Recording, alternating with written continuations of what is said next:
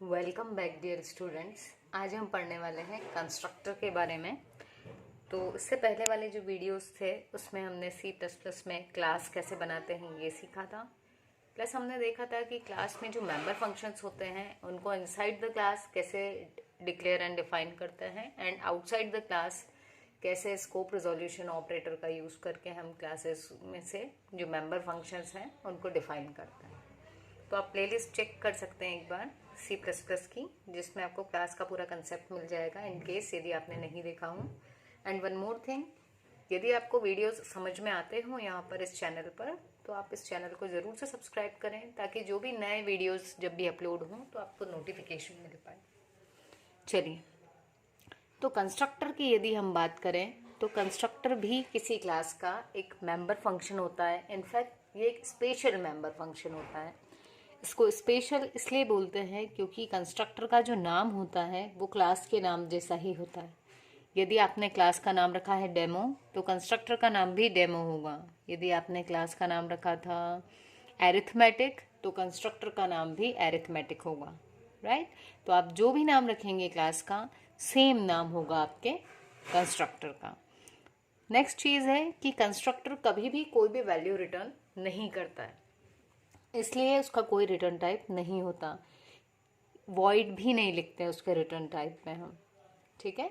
And एक और चीज़ जो मैंने यहाँ नहीं लिखी है लेकिन आपको ध्यान देनी है, कंस्ट्रक्टर्स हमेशा हम पब्लिक सेक्शन में डिक्लेयर करते हैं, ठीक है। तो और एक लास्ट थिंग जो उसको और भी स्पेशल बनाती है कि कंस्ट्रक्टर को आपको कभी भी एक्सप्लिसिटली कॉल नहीं करना पड़ता। एक्सप्लिसिटली कॉल से मेरा मतलब है कि जैसे हम किसी मेंबर फंक्शन को ऑब्जेक्ट के थ्रू डॉट ऑपरेटर के थ्रू कॉल करवाते हैं, वैसे हमें कभी भी कंस्ट्रक्टर को कॉल नहीं करवाना पड़ता। वो ऑटोमेटिकली कॉल होते हैं जब भी हम किसी ऑब्जेक्ट को डिक्लेयर करते हैं, उसी मोमेंट पर ऑटोमेटिकली हमारे जो क्लास के कंस्ट्रक्टर हैं वो कॉल होते हैं, राइट। तो ये जो कुछ पॉइंट्स थे ये आपको ध्यान रखना है कि कंस्ट्रक्टर जो है उनका बेसिक यूज़ ये है कि जब भी हम ऑब्जेक्ट क्रिएट कर रहे हैं उसी टाइम पर यदि हम उन ऑब्जेक्ट्स के वैल्यूज़ को इनिशियलाइज करवाना चाहते हैं तब हम कंस्ट्रक्टर का यूज़ करते हैं, ठीक है। तो कंस्ट्रक्टर की यदि टाइप्स को डिस्कस करें हम तो कंस्ट्रक्टर होता है डिफ़ॉल्ट, पैरामीटराइज्ड और कॉपी, ठीक। तो हर एक को अब हम वन बाय वन डील करेंगे। सो डिफ़ॉल्ट कंस्ट्रक्टर में क्या होता है, इसका जो सिंटेक्स होता है वो होता है क्लास नेम, क्योंकि अभी हमने बात करी कि इसका नाम क्लास नेम से मैच करता है। तो इसका सिंटेक्स होता है क्लास नेम और फंक्शन ब्रैकेट जो रहते हैं हमारे वो। इसे डिफ़ॉल्ट कंस्ट्रक्टर इसलिए कहते हैं क्योंकि ये कोई भी आर्ग्यूमेंट नहीं लेता। वही चीज़ इसमें लिखी भी है, it does not take any argument. इसमें कोई भी आर्ग्यूमेंट पास नहीं की जाती, राइट। नेक्स्ट है हमारे पास में पैरामीटराइज्ड कंस्ट्रक्टर। नाम से ही समझ में आ रहा है कि ये पैरामीटर्स को एक्सेप्ट करता है, ठीक है। तो इसका यदि सिंटेक्स देखें तो होता है क्लास नेम, जैसा कि हमारा डिफ़ॉल्ट कंस्ट्रक्टर भी था। जितने भी कंस्ट्रक्टर हैं सबका जो नाम होगा वो क्लास का जो नाम है वही नाम होगा, राइट। तो यहाँ पर लिखा क्लास नेम, और ये क्योंकि पैरामीटराइज्ड कंस्ट्रक्टर है इसलिए यहाँ पर वन और मोर आर्ग्यूमेंट्स हो सकती हैं। वही चीज़ हमने यहाँ लिखी भी है दैट इट एक्सेप्ट्स वन और मोर आर्ग्यूमेंट्स, जो क्या हेल्प करती हैं जब हम ऑब्जेक्ट को डिक्लेयर करते हैं उस टाइम पर ऑब्जेक्ट के वैल्यूज़ को इनिशियलाइज करने में हेल्प करती हैं, ठीक है। देन हमारा जो नेक्स्ट टाइप है कंस्ट्रक्टर का वो है कॉपी कंस्ट्रक्टर। कॉपी कंस्ट्रक्टर का सिंटेक्स कुछ इस टाइप से होता है कि इसका नाम तो क्लास नेम जैसा ही रहेगा, लेकिन ये जो आर्ग्यूमेंट लेगा वो उसी क्लास के ऑब्जेक्ट को एज अ आर्ग्यूमेंट लेगा, ठीक है। तो देखिए, it is used to declare and initialise an object from another object of the same class. मतलब उसी क्लास का जो हमने पहले कोई ऑब्जेक्ट बनाया हुआ, उस ऑब्जेक्ट से अब जो हम नया ऑब्जेक्ट बनाएंगे उसकी वैल्यू को इनिशियलाइज जब हम करवाते हैं, मतलब कॉपी करवा रहे हैं। एक पुराने ऑब्जेक्ट में जो वैल्यूज़ थी वही वैल्यू से हम नए वाले ऑब्जेक्ट को जब इनिशियलाइज करवाते हैं तब हम कॉपी कंस्ट्रक्टर का यूज़ करते हैं। तो आने वाले वीडियोज़ में हम कॉपी कंस्ट्रक्टर को भी डिस्कस करेंगे। आज हम एक प्रोग्राम के थ्रू देखने वाले हैं डिफ़ॉल्ट कंस्ट्रक्टर को। तो आइए देखते हैं। यहाँ पर हमने एक प्रोग्राम बनाया हुआ है जहाँ पर iostream.h एक हेडर फाइल ली है, क्योंकि बहुत से सिस्टम्स में बिना conio.h इंक्लूड किए भी ऑटोमेटिकली चीज़ें चल जाती हैं। इन केस यदि नहीं चलती हों तो आप यहाँ पर #include conio.h को भी इंक्लूड कर सकते हैं। तो यहाँ पर हमने क्लास बनाई है जिसका नाम है डेमो, ठीक, और उसके आगे लगा रखा है हमने क्लास कीवर्ड जो ये स्पेसिफाई करता है कि ये क्लास है।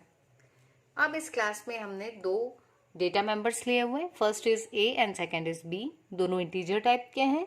इनके जस्ट पहले हमने कोई एक्सेस स्पेसिफायर नहीं लिखा, दैट मीन्स डिफ़ॉल्ट स्पेसिफायर जो है वो है प्राइवेट। नेक्स्ट हमने पब्लिक सेक्शन में यहाँ आकर के देखिए इसका नाम है डेमो और क्लास का नाम भी था डेमो। ये कोई आर्ग्यूमेंट्स नहीं ले रहा और कोई वैल्यू रिटर्न नहीं कर रहा है। सो ये क्या है हमारा कंस्ट्रक्टर।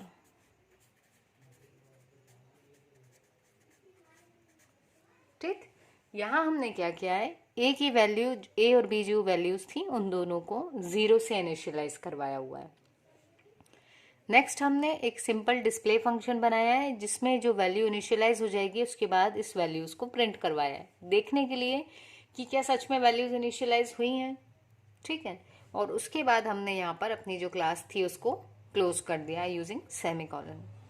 अब हमारे मेन फंक्शन में यहाँ पर हमने जो आपकी क्लास थी डेमो उसके 2 ऑब्जेक्ट्स बनाए, एक है D1 दूसरा है D2। तो जब हमने 2 ऑब्जेक्ट्स बनाए तो जो कंस्ट्रक्टर होता है वो ऑटोमेटिकली कॉल होता है। तो जैसे ही कंपाइलर ने D1 को देखा तो D1 के लिए ये कंस्ट्रक्टर कॉल हुआ, तो D1 को हर ऑब्जेक्ट को ये डेटा मेंबर्स मिलेंगे, तो D1 को A और B मिले, ठीक, और इसके लिए कंस्ट्रक्टर ऑटोमेटिकली कॉल हुआ।